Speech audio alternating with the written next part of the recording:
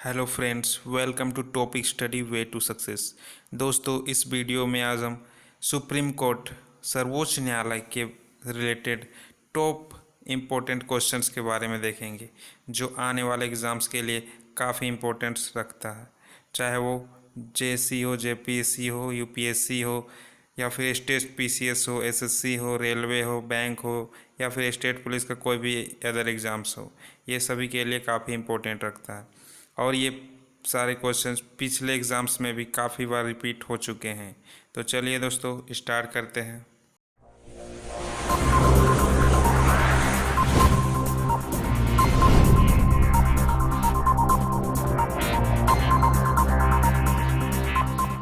दोस्तों, वीडियो को लास्ट तक ज़रूर देखिएगा। इसमें सर्वोच्च न्यायालय से संबंधित सारे इम्पोर्टेंट क्वेश्चंस का कवर किया गया है।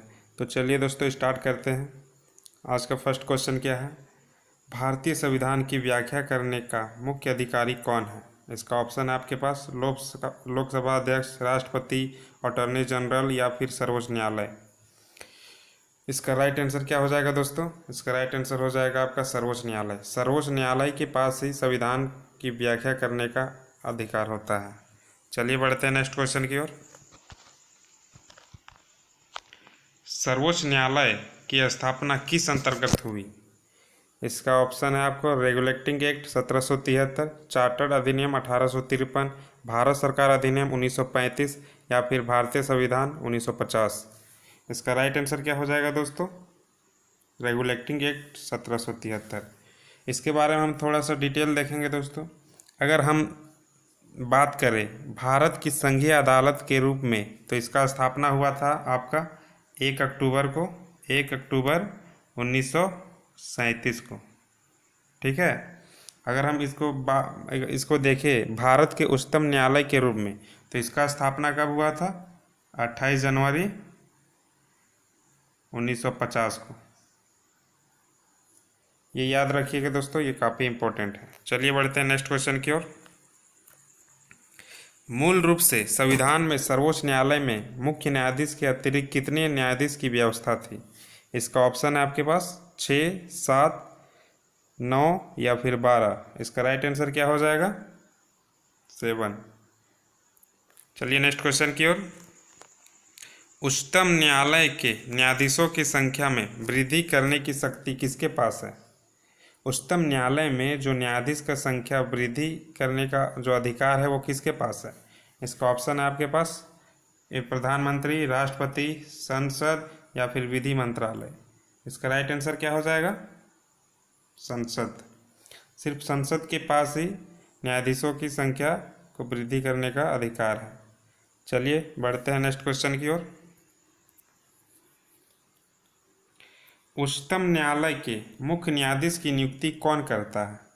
इसका ऑप्शन है राष्ट्रपति, लोकसभा का अध्यक्ष, प्रधानमंत्री, राज्यसभा का सभापति। इसका राइट आंसर क्या हो जाएगा? इसका राइट आंसर हो जाएगा आपका राष्ट्रपति। चलिए बढ़ते हैं नेक्स्ट क्वेश्चन की ओर।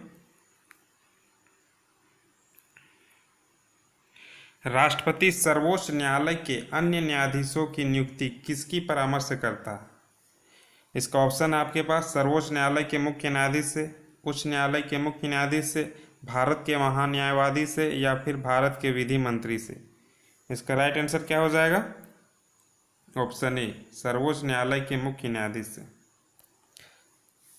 और अभी हम वर्तमान में बात करें दोस्तों, तो अभी इसमें कितने न्यायाधीश हैं? इसमें न्यायाधीश है 34। 33 तो आपका न्यायाधीश हो गया, और +1 जो हो गया ये हो गया मुख्य न्यायाधीश। चलिए बढ़ते हैं नेक्स्ट क्वेश्चन की ओर। सर्वोच्च न्यायालय में न्यायाधीशों की नियुक्ति किस देश की न्याय प्रणाली से प्रेरित है? इसका ऑप्शन क्या है? ऑस्ट्रेलिया, कनाडा, अमेरिका या फिर फ्रांस। इसका राइट आंसर क्या हो जाएगा? इसका राइट आंसर हो जाएगा फ्रांस। चलिए बढ़ते हैं नेक्स्ट क्वेश्चन की ओर। सर्वोच्च न्यायालय में न्यायाधीश नियुक्ति होने के लिए व्यक्ति को कम से कम कितने वर्ष उच्च न्यायालय का एडवोकेट होना चाहिए? इसका ऑप्शन क्या है? 20 वर्ष, 10, 8 या फिर 25। इसका राइट आंसर क्या हो जाएगा? 10 वर्ष। सर्वोच्च न्यायालय में न्यायाधीश का बनने के लिए किसी और उच्च न्यायालय में इससे 10 साल का एक्सपीरियंस होना चाहिए। चलिए बढ़ते हैं नेक्स्ट क्वेश्चन की ओर दोस्तों। उच्चतम न्यायालय के न्यायाधीशों की सेवानिवृत्त की आयु कितनी है? उच्चतम न्यायालय में जो न्यायाधीश होते हैं उनको सेवानिवृत्त होने की आयु कितनी है? इसका ऑप्शन क्या है? 65 वर्ष, 55 वर्ष, 60 वर्ष या फिर 58 वर्ष। इसका राइट आंसर क्या हो जाएगा? 65 वर्ष। चलिए बढ़ते हैं नेक्स्ट क्वेश्चन की ओर। जब राष्ट्रपति और उपराष्ट्रपति दोनों के पद खाली हों तब उनके काम कौन करेगा? इसका ऑप्शन क्या है? प्रधानमंत्री, गृह मंत्री, भारत के मुख्य न्यायाधीश या फिर लोकसभा अध्यक्ष। इसका राइट आंसर क्या हो जाएगा? भारत के मुख्य न्यायाधीश। नेक्स्ट क्वेश्चन है,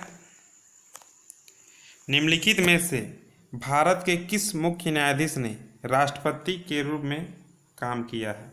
इसका ऑप्शन क्या है? एम हिदायतुल्लाह, मेहर चांद महाजन, पीएन भगवती या फिर बीके मुखर्जी।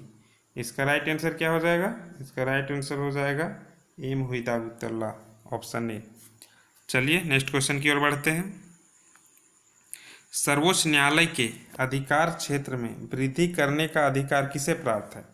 ऑप्शन है आपके पास सर्वोच्च न्यायालय, राष्ट्रपति, संसद या फिर मंत्रिपरिषद। इसका राइट आंसर क्या हो जाएगा? संसद।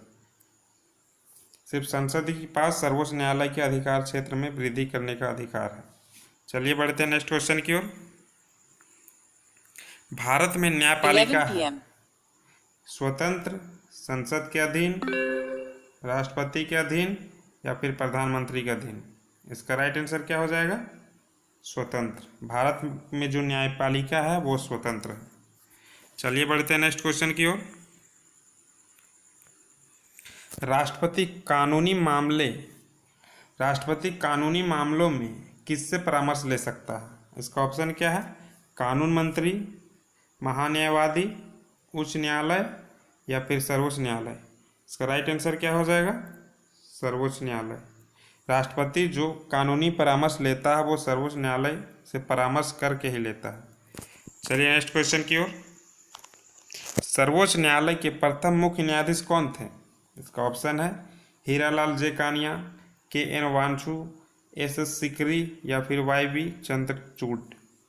इसका राइट आंसर क्या हो जाएगा? इसका राइट आंसर हो जाएगा दोस्तों हीरालाल जेकानिया। सर्वोच्च न्यायालय के जो प्रथम मुख्य न्यायाधीश कौन थे? हीरालाल जेकानिया। चलिए नेक्स्ट क्वेश्चन की ओर। सर्वोच्च न्यायालय के मुख्य न्यायाधीश के पद पर सर्वाधिक लंबी अवधि तक कौन आसीन रहा? सर्वोच्च न्यायालय में मुख्य न्यायाधीश के पद पर सबसे लंबा समय तक कौन रहा? इसका ऑप्शन क्या है आपके पास? Hiralal J Kania, K N Wanchoo, S S Sikri या फिर वाई वी चंद्रचूड़। इसका राइट आंसर क्या हो जाएगा? इसका राइट आंसर हो जाएगा वाई वी चंद्रचूड़। चलिए बढ़ते हैं नेक्स्ट क्वेश्चन की ओर। सर्वोच्च न्यायालय के किस मुख्य न्यायाधीश ने 20 जुलाई 1969 से 24 अगस्त 1969 तक कार्यकारी राष्ट्रपति के रूप में कार्य किया? इसका ऑप्शन क्या है? K N Wanchoo, H M Hidayatullah, J C Shah या फिर एस एस सिकरी। इसका राइट आंसर क्या हो जाएगा? H M Hidayatullah. चलिए बढ़ते हैं नेक्स्ट क्वेश्चन की ओर। निम्नलिखित में उच्चतम न्यायालय की सबसे पहली महिला न्यायाधीश कौन थी? इसका ऑप्शन क्या है? सुनंदा भंडारे, लीला सेठ, फातिमा बीबी या फिर इंदिरा जयसी। इसका राइट आंसर क्या हो जाएगा? इसका राइट आंसर हो जाएगा फातिमा बीबी। और रही बात दोस्तों मुख्य न्यायाधीश की, तो अभी तक भारत से कोई भी लेडीज मुख्य न्यायाधीश के रूप में कार्यभार नहीं संभाली है। ये तो सिर्फ न्यायाधीश के जो फातिमा बीबी न्यायाधीश के रूप में कार्यभार फर्स्ट लेडी संभाली थी। चलिए बढ़ते हैं नेक्स्ट क्वेश्चन की ओर। सर्वोच्च न्यायालय में न्यायाधीश भारत के राष्ट्रपति द्वारा हटाए जा सकते हैं। किस द्वारा?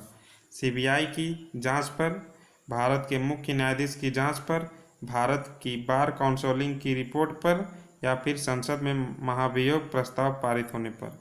इसका राइट आंसर क्या हो जाएगा? ऑप्शन डी, संसद में महाभियोग प्रस्ताव पारित होने पर। चलिए बढ़ते हैं। सर्वोच्च न्यायालय के जजों का वेतन किससे आरचित होता है? इसका ऑप्शन क्या है? सहायक अनुदान, आकस्मिक निधि, संचित निधि या फिर लोक लेखा। इसका राइट आंसर क्या हो जाएगा? संचित निधि। संचित निधि के द्वारा ही सर्वोच्च न्यायालय के जजों का वेतन मिलता है। चलिए बढ़ते हैं नेक्स्ट क्वेश्चन की ओर। संविधान के व्याख्याकार और संरक्षक कौन है? इसका ऑप्शन क्या है? राष्ट्रपति, संसद, सर्वोच्च न्यायालय या फिर भारत का महाधिवक्ता। इसका राइट आंसर क्या हो जाएगा? सर्वोच्च न्यायालय। दोस्तों आज के लिए इतना ही, मिलते हैं नेक्स्ट वीडियो में। तब तक के लिए चैनल को लाइक करिए, अपने दोस्तों के साथ शेयर करिए और इसे सब्सक्राइब करिए, और सब्सक्राइब करके बेल आइकन का ज़रूर प्रेस कर लीजिए ताकि आने वाली हमारी लेटेस्ट वीडियो आपके पास सबसे पहले पहुंच सके। ठीक है दोस्तों, बाय बाय, जय हिंद, जय भारत।